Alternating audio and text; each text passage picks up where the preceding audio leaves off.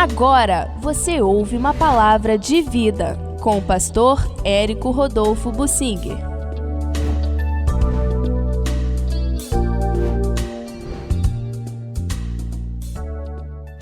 Até onde Davi, como rei, foi enganado pelo seu filho Absalão.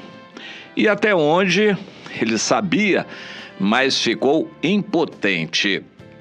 Não sabemos esse limite, mas vamos procurar entender essa história.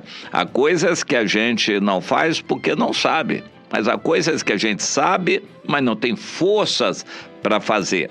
De igual maneira, quem for condenado vai ser ou por não conhecer a verdade, vai receber poucos açoites, ou porque não quer, ou porque não consegue obedecer. E aí, conhecendo a verdade e não praticando, a pessoa vai receber muitos açoites lá no inferno, no lago de fogo, para onde o crente vai ser lançado, porque conheceu, mas não obedeceu à vontade de Deus. Vai ser muito triste a eternidade para os crentes que não praticam.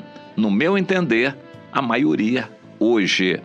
É triste isso. No meu entendimento, a maioria dos crentes não pratica aquilo que eles sabem, porque a Bíblia revela com clareza. O Davi é tido na Bíblia para nós como um modelo, um exemplo de homem como Deus quer, segundo o coração de Deus. Cheio de falhas, mulherengo, o Davi, no entanto, amava a Deus, se consertava de seus pecados, se arrependia, chorava diante de Deus e se propunha a obedecer. E, acima de tudo, ele amava a Deus.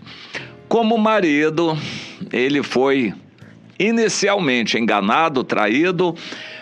A Merabe, eu creio que humanamente, psicologicamente, se pode analisar essa situação. Ele estava no auge da glória, como um jovem ainda, mas todo grandioso no reino, e foi prometida a ele, a Merabe, para ele se casar com a filha do rei. Quando, chegando perto da hora do casamento, ela foi dada para outro e ele ficou chupando o dedo lá.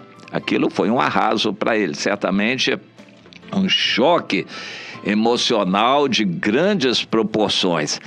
Mas depois de algum tempo, não sabemos quanto tempo, ele ficou sofrendo na área sentimental e ele não podia ter vacilos com meninas, mulheres, porque ele era totalmente vigiado.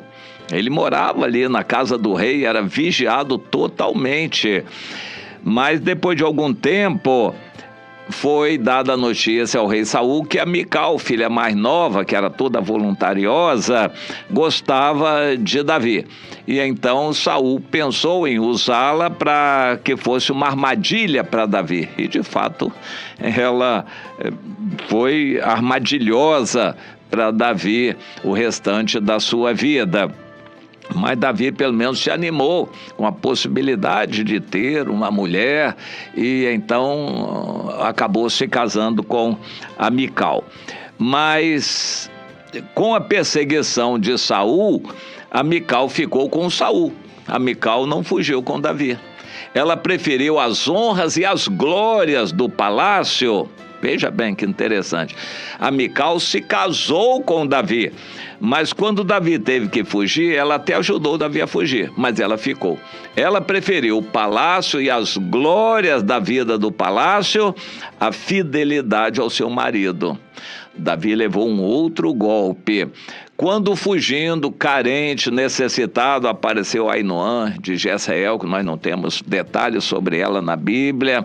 Depois a Abigail, que ficou viúva, e Davi sentiu um pouco de culpa por ela e atração e acabou tendo-a como esposa também. Então começou com 2 esposas, Davi abriu brecha para ter mais esposas e acabou tendo várias famílias, ele não tinha uma família. Um dos filhos mais velhos, o Absalão, que depois de matar o seu irmão acabou sendo o primeiro na sucessão, começou a desenvolver vaidades e soberba e planos para matar Davi e se livrar dele e poder assumir o reino. O Absalão não fazia outra coisa senão preparar armadilhas para Davi. Ele estava ambicionando o poder, inicialmente aguardando quando Davi morresse, mas como Davi demorou a morrer, ele se antecipou e se juntou com uma revolta que ele mesmo tinha alimentado. Ele alimentou a revolta, depois ele se tornou líder da revolta para depor Davi e matá-lo, para que ele, Absalão, assumisse o reino no lugar dele, Davi, seu pai.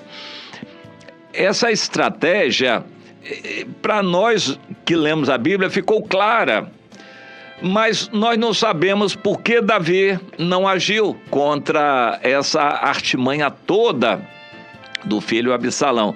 Será que Davi não sabia? Será que ele foi ingênuo e foi enganado? Eu acho que não. Mas, por outro lado, Davi, quando Absalão morreu, ele chorou: meu filho Absalão, a culpa é minha, quem me dera que eu morresse por ti. Ou seja, você foi essa praga que foi por minha culpa. Eu deveria ter morrido no seu lugar, porque quem gerou essa cobra que você foi, fui eu. Eu deixei esse mal crescer em você. Eu nunca eduquei você. Eu nunca corrigi você.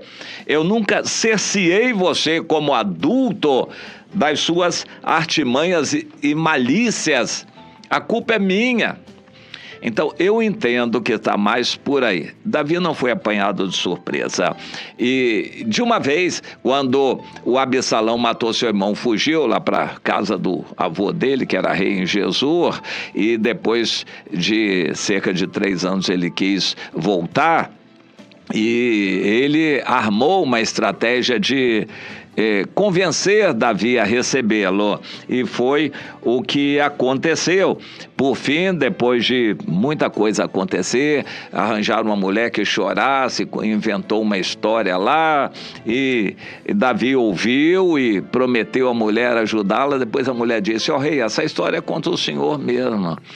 E Davi disse: é verdade, eu vou receber meu filho, ele é meu filho, o Absalão está longe de mim, eu vou receber. Era o que o Absalão queria. Mas Davi desconfiou que o Joabe estava por trás e acertou. Ou seja, Davi sabia tudo o que estava acontecendo, mas não podia fazer nada contra o Absalão. O Absalão veio, ele recebeu e disse: olha, tudo bem, mas eu não quero você perto de mim, fica lá na sua casa. Mas depois o Absalão armou outra para poder vir e ficar mais perto de Davi. E quando isso aconteceu, o Absalão conseguiu o que queria, que Davi o beijasse, e todo mundo viu. Aí, aparentemente, ficou apaziguada a situação entre Davi e o filho Absalão. Não era verdade. O Absalão continuava sendo aquela serpente querendo morder o pai, e o pai não fazia nada, não porque era ingênuo, mas porque sentia culpa e não sabia o que fazer. E o tempo passou, o Absalão se candidatou e começou a se mostrar para o povo, até que a revolta aconteceu e o Absalão assumiu a liderança da revolta, expulsando Davi. Mas como Deus é soberano, continua reinando no universo, Deus agiu e fez com que as circunstâncias despertassem a ira, o ódio daquela gente toda contra Davi, para que fosse numa guerra contra Davi. Davi, que nunca tinha perdido uma guerra, não perdeu aquela também. mesmo com pouca gente, somente os valentes que estavam com Davi, contra o restante todo do povo, os valentes venceram e o Absalão acabou sendo morto e Davi ainda chorou quando ele morreu. Mas a praga foi extinta, o Absalão foi morto e Davi voltou para o reino. Mais humilde, porém livre de todos aqueles enganadores, áulicos, falsos, fingidos que estavam com ele, mas na verdade queriam o poder. Eles não queriam Davi, queriam o poder. Eles acompanharam Absalão. Quando Absalão morreu, eles ficaram com vergonha de voltar e pedir perdão a Davi. Davi ficou livre daqueles chupa-sangues todos. Era um monte de gente que estava nos cargos do palácio, mamando no dinheiro da corte e, no fundo, inimigos de Davi. Davi expressa isso muitas vezes em alguns salmos: Senhor, socorro, não há homens piedosos. Senhor, já pereceram todos os homens corretos. Ninguém busca o Senhor, todos eles são interesseiros. Muitos salmos nessa direção. Davi sabia o que estava acontecendo, não sabia como se livrar daquela gente, mas Deus fez as coisas acontecerem para que ele ficasse livre não só do Absalão, mas também dos outros que só queriam o poder. Foi uma época de paz para o reino, até o fim, quando o Adonias resolveu seguir o caminho do Absalão. Ou seja, dos filhos de Davi, daquela geração toda, ninguém prestou. Nem a Tamar, né? Interessante. Mas, por misericórdia de Deus, por causa do erro de Davi, o pecado dele com a Batseba, Davi pôde, sentindo assim um sentimento de culpa muito grande, ele pôde se casar direito com a Batseba, constituir uma família, ter um filho que cuidou dele, que foi o Salomão, e aí sim ele pôde ter um filho. Os outros foram tristeza para ele. Interessante isso, que a gente procure entender os erros de Davi e o amor que ele tinha para com o Senhor, e entendermos também a grandeza de Deus, a soberania de Deus, que ele usa em nosso favor também. Se você ama a Deus acima de todas as coisas, não tenha dúvida, Deus vai fazer coisas acontecerem para o seu bem.